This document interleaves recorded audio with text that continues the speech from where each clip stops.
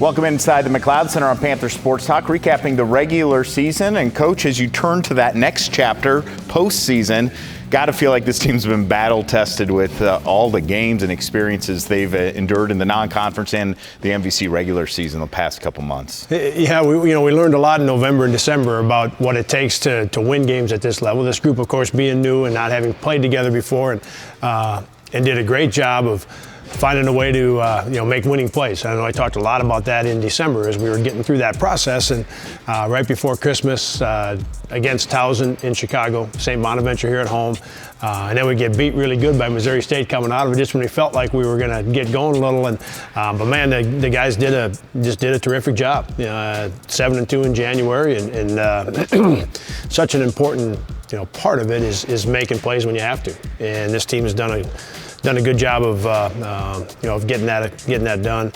And now we didn't play as well in February, and so what we're learning about right now is you've got to do it again, and that's I've talked about it with the guys some, like the improvement we made from first game to mid-January was a ton. Right? And we don't have as much to do from mid-January. It's not as far, you don't have as far to go, but it's harder. And that's some of that we've handled really well. And then there's some parts of it that have been a challenge for us. So yeah, I think the one thing that the guys know is that when we get down there, starting with Illinois State, that we've either beat teams or we've been within a possession. So we can get the job done, right? We're just gonna have to play good basketball. From my perspective, everyone on your roster deserves to be on the MVC Most Improved team. Who are some of the guys that you really feel took that big leap from start of the year to where we are now as we flip the calendar to March? Well, the Titan is the one.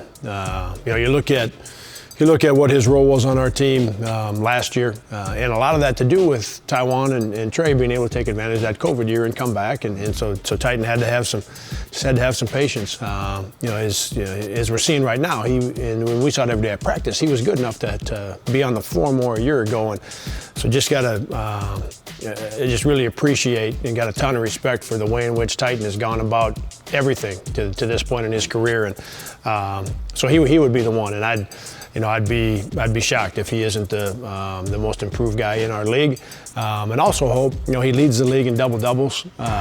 Hope that he can find his way on to one of those all-conference teams with the type of season that he's put together. And Bowen, obviously a big improvement, but you're freshman of the year, you're sixth man of the year, so you don't quite have that same thing, but hopefully there's a spot for Bowen on one of the teams as well, one of the all-conference teams. And then we'll see what those freshmen, those guys, all three of those guys really had good years.